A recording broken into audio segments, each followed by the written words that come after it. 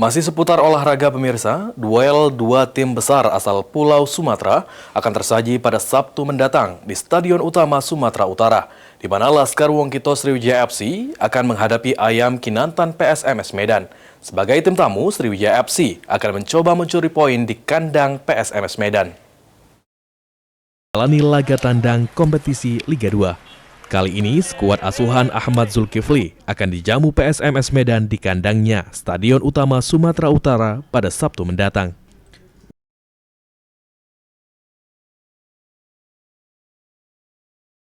Walau datang sebagai tim tamu, namun Sriwijaya FC tidak akan menyerah begitu saja.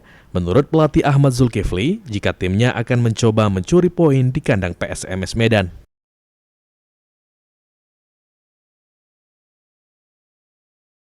Oleh karenanya, sebagai juru taktik, Ahmad Zulkifli telah menyiapkan sejumlah strategi dan taktik yang akan digunakan.